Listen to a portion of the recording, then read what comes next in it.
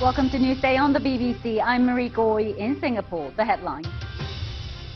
A former Russian double agent who spied for Britain is critically ill in hospital after being exposed to an unknown substance.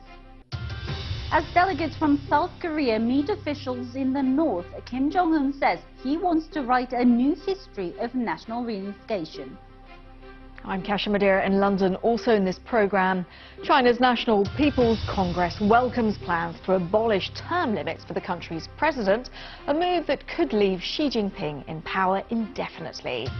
And going home with Oscar Gold, the movies with something to celebrate after Hollywood's biggest night.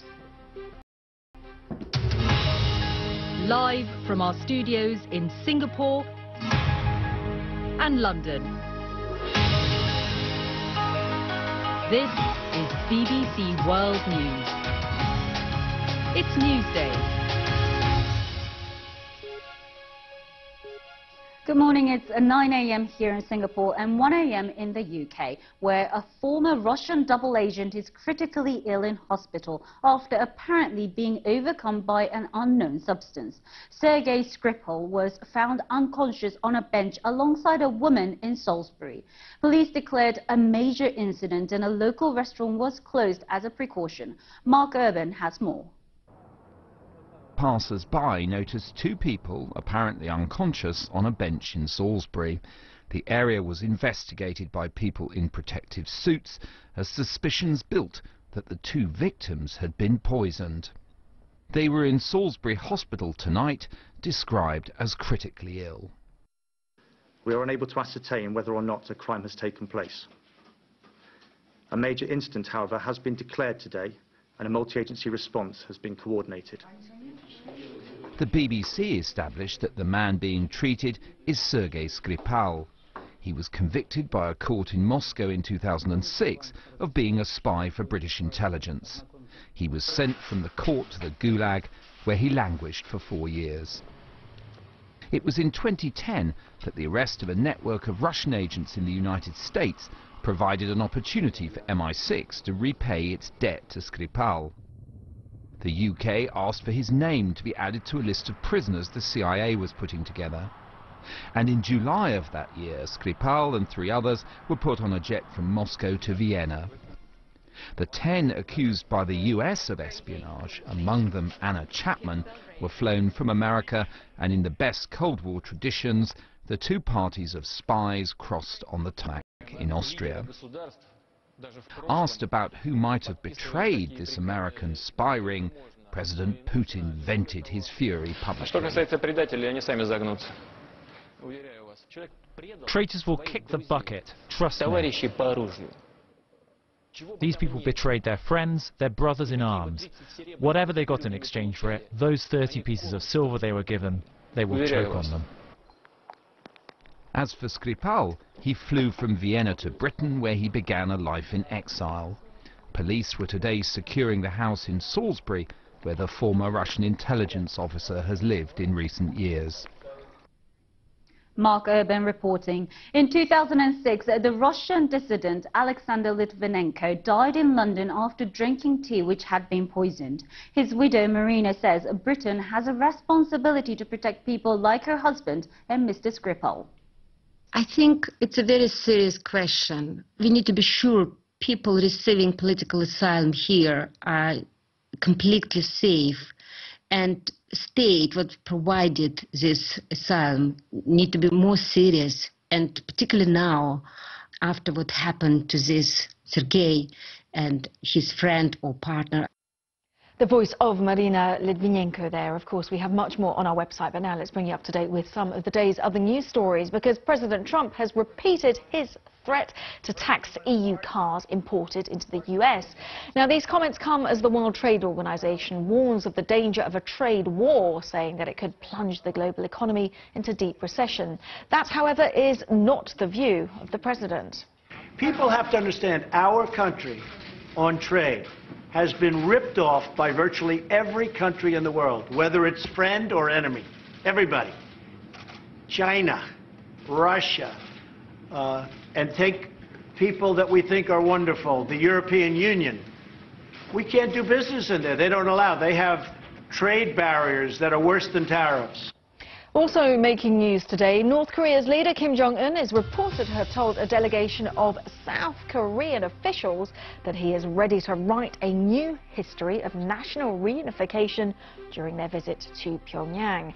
The North officials' news agency said that Kim Jong-un exchanged views and made a satisfactory agreement with the delegation from Seoul without detailing what that agreement was.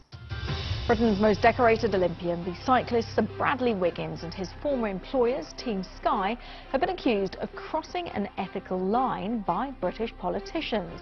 A parliamentary report claims that the Tour de France winner used drugs, which are allowed under anti-doping rules, but to enhance performance instead of just being for medical need. Both he and Team Sky strongly refute the allegations. The former Italian Prime Minister Matteo Renzi says that he's resigning as leader of the governing centre-left Democratic Party after its defeat in Sunday's election. His party won less than 20% of the vote. The two parties that performed well in the election, the Five Star Movement and the League, have both made claims to govern Italy. A former aide to the Israeli Prime Minister Benjamin Netanyahu is reported to have signed a state witness deal with prosecutors investigating the Prime Minister for alleged corruption. Nir Havetz is a former spokesperson for Mr. Netanyahu. So far, Israeli police have provided no details on the reported agreement. The Brazilian footballer Neymar has left hospital after surgery on a fractured foot. The world's most expensive player is still on crutches and, well, he is facing an uphill battle to get fit. And if these pictures are anything to go by, well, the Brazilian fans will not be very happy because there are just over 100 days to go to the start of the World Cup in Russia. And how would you feel about eating a burger that was made by a robot? It's a serious question, as these pictures from a South Californian fast food chain suggest, because that is where they're using a robot to flip their burgers. If this is a success, it could mean fewer jobs in kitchens. Dozens of locations are looking to bring this system into use, and it is, of course, designed to replace human fast food workers. To China now, where one of the most significant political gatherings for a generation is now underway. The National People's Congress will consider a proposal to abolish presidential term limits, which would give the current President Xi Jinping a mandate for life. The idea was welcomed with applause at Monday's meeting, but as John Studworth reports, those who might dare to voice opposition to the idea are being forced to leave Beijing during the Congress. As the delegates arrived, there was no mistaking it. A sense of something momentous. Should Xi Jinping rule for life, I ask? Of course, they answer. He's a man of the people. He loves the people.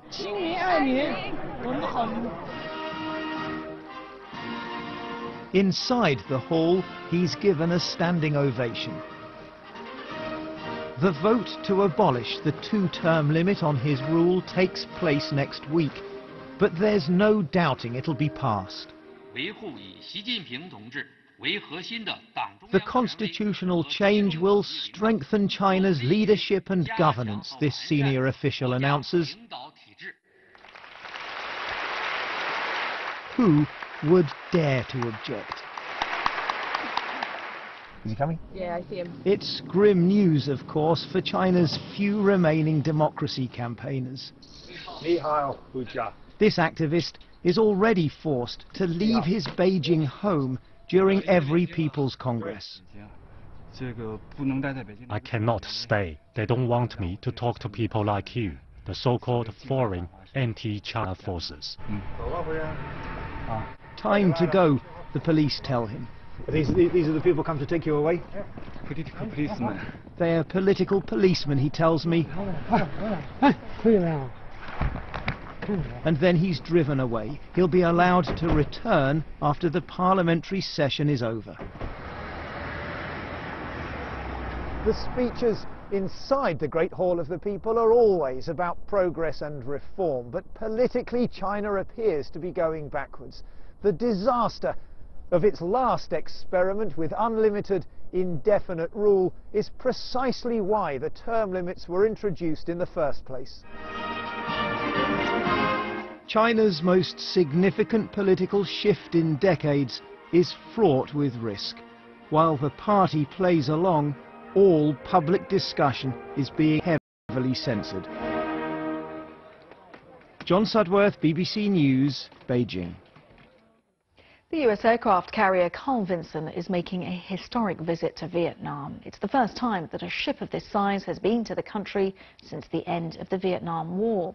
It is meant to demonstrate the country's growing military ties, but its presence is also being widely perceived as an attempt to counter China's military influence in Asian waters. Jonathan Head is in Da Nang.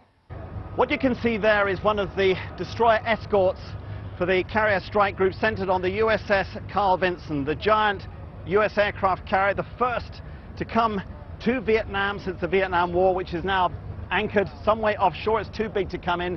Its two support ships are coming in here on what is a symbolically important diplomatic mission. Remember, Da Nang is where the very first US combat troops landed 53 years ago at the start of the Vietnam War. Today, they're coming in friendship to cement a growing military relationship with Vietnam, remarkable when you think of the history, and more subtly to show support for Vietnam in the tension there is out in the South China Sea, islands that have been occupied and fortified by China. Well, that's the USS Carl Vinson, more than 300 meters long, nearly 100,000 tons. This is unrivaled power, but of course it's power that in this sensitive region really can't be used, and up to now has made very little difference to what's happening in the South China Sea. We're now on the flight deck of the USS Carl Vinson. This is the business end of this carrier. It has more than 70 of these aircraft, unparalleled military might, unmatched by any other power in the world. But despite America's military supremacy, the fact is that China's influence continues to grow diplomatically, and it's been able to expand its construction and its fortification of islands in the South China Sea. Vietnam is all too aware of that. It welcomes this US engagement, but it has to calibrate its partnership with the US very carefully in order to avoid provoking its giant neighbor. Jonathan Head in Vietnam for us. You're watching Newsday on the BBC. Still to come on the program, we'll round up Hollywood's biggest night of the year and the moments that made this year's Oscars one to remember. Also coming up in the program, UNICEF says that there has been a huge drop in child marriages worldwide. We'll be speaking to someone from the organisation about how they're fighting back.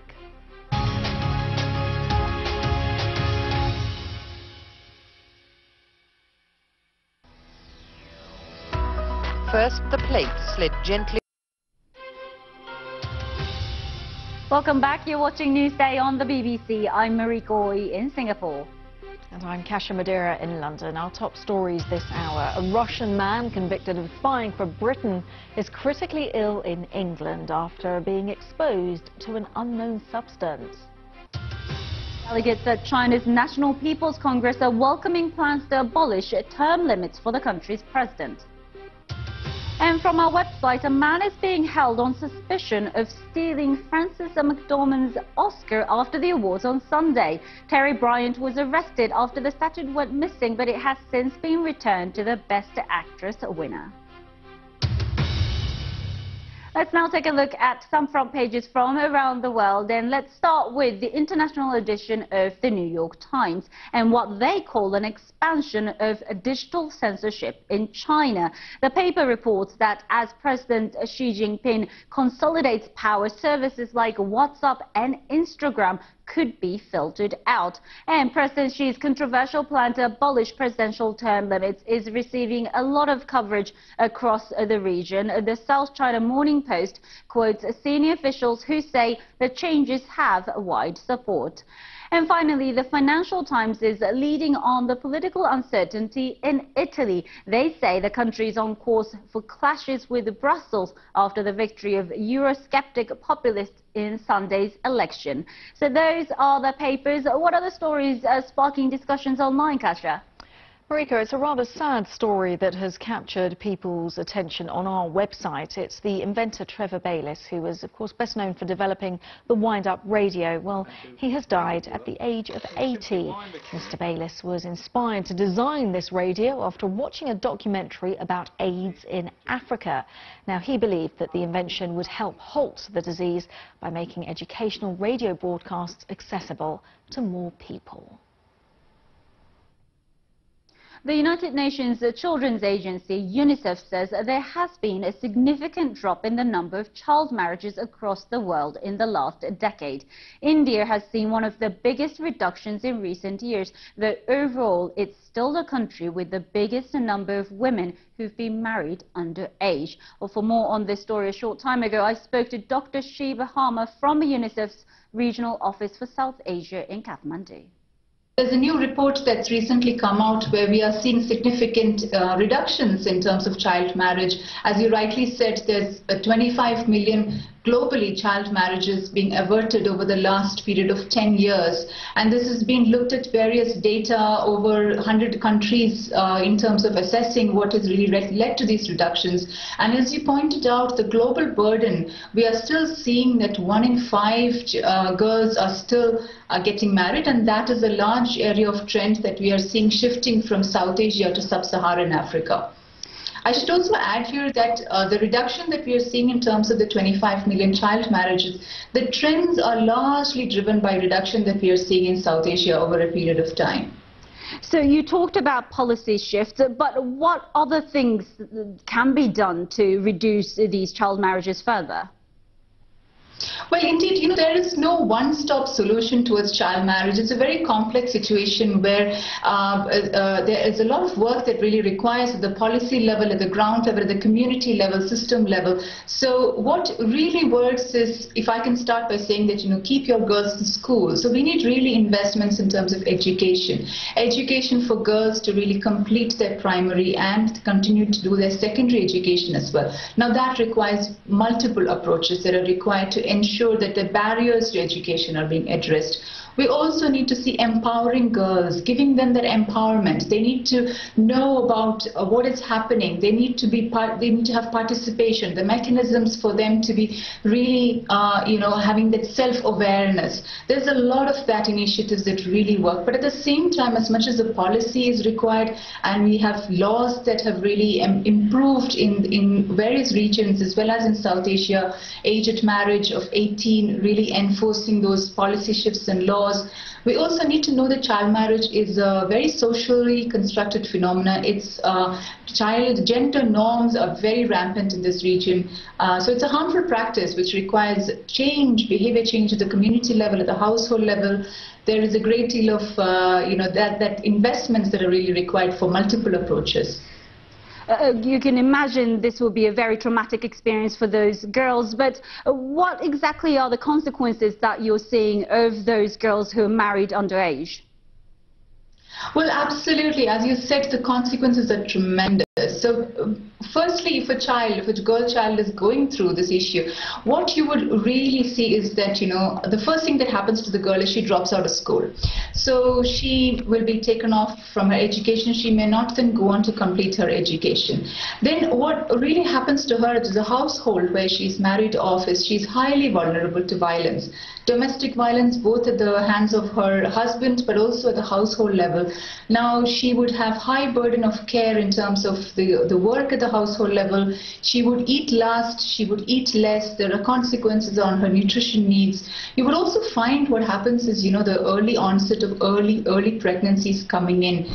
And if you are a girl child in a region like South Asia where gender norms are very high, there is less value for the girl child. And if the girl who's married off, ends up having a girl child, then, she can be ostracized in the community as somebody who was brought in bad luck.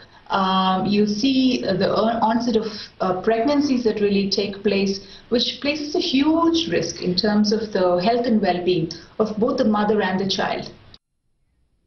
Now, Rohingya Muslims living on a strip known as no man's land on the border between Myanmar and Bangladesh have told the BBC they're still receiving threats from the Burmese military.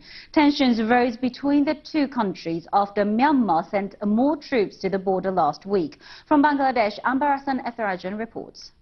This is the border between Bangladesh here and Myanmar on the other side. There are thousands of refugees. Rohingya Muslims have taken shelter in the no man's land, but it actually belongs to Myanmar just across this canal. And the Myanmar military is quite closely watching what's happening in these camps from the towers just behind me on the hills over there. There was tension here a few days ago after Bangladesh accused Myanmar of increasing the number of guards on the other side of the fence. That triggered a diplomatic initiative between the two countries, and as a result, Bangladesh now says the number of guards have been reduced on the other side of the border. But Myanmar officials say they increased the number of guards due to threats to internal security. The refugees living in no man's land, they are actually inside Myanmar territory, but outside the barbed wire fence. And these people, they say, they get threats from Myanmar border guards every day, and they are asking them to leave this place and go into other refugee camps. But people here, they say they don't want to leave this area because once they leave, once they cross over, they will lose the right to return to Myanmar. And Ambarasan Etharajan with that report. Now, if you were watching yesterday, we ended Newsday just as the Oscars were getting underway. So let's bring you up to date with all the winners of Hollywood's biggest night. Our arts editor, Will Gompertz, has a full roundup of the 90th Academy Awards. The night began with host Jimmy Kimmel using his opening monologue to round up some of the elephants in the room. Black Panther and Wonder Woman were massive hits, which is almost miraculous because I remember a time when the major studios didn't believe a woman or a minority could open a superhero movie. And the reason I remember that time is because it was March of last year. That joke set the agenda for the evening. In the year of the 90th Academy Awards, it was time's up for a monocultural, male-dominated movie business. It's a new day in Hollywood, said Jennifer Lawrence, before announcing that the winner of Actress in a Leading Role was Frances McDormand, 3 Billboards Outside Ebbing, Missouri. So I'm hyperventilating a little bit. If I fall over, pick me up because I've got some things to say. If I may be so honored to have all the female nominees in every category stand with me in this room tonight. The actors, Meryl, if you do it, everybody else will, come on. The filmmakers, look around everybody, look around ladies and gentlemen, because we all have stories to tell and projects we need finance. The call for equality and tolerance was made time and again, and was perhaps best captured by Guillermo del Toro, whose film The Shape of Water, a story of misfits and outcasts, won Best Picture, and he Best Director. I am an immigrant, and like many, many of you, the greatest thing our art does and our industry does is to erase the lines in the sand. We should continue doing that when the world tells us to make them deeper. Roger A. Deakins, Blade Runner. There were long-awaited wins for 2 British veterans. After 13 failed attempts, the cinematographer Roger Deakins finally converted a nomination into a golden statue for on Blade Runner 2049. And for his portrayal of Winston Churchill in The Darkest Hour, Gary Oldman won his first Oscar. I say to my mother, thank you for your love and support. Put the kettle on. I'm bringing Oscar home. The Silent Child, a British film about a deaf 4-year-old played by Maisie Sly, won the short film category. I made a promise to our 6-year-old lead actress that I'd sign this speech, but my hands are shaking a little bit, so I apologise. Thank you. Maisie, who is deaf in real life, had friends and family watching the ceremony nearby when the announcement was made. The Silent Child, Chris Overton and Rachel Stetson. My daughter is the case of change, let's hope. And, you know, it's just... Oh, I don't know what to say. Their win summed up the underlying theme of the night, which was to celebrate diversity in all its forms. Will Gompertz, BBC News, Hollywood. You've been watching Newsday on the BBC. I'm Marie Goy in Singapore. I'm Kesha Madura in London. We're going to leave you with pictures of thousands of dead starfish and lobsters. Now, these have been washed up on a beach on England's south coast. Local residents say that it's not actually uncommon, but they have never seen anything on such a scale, and the freezing temperatures that we've recently had are to blame.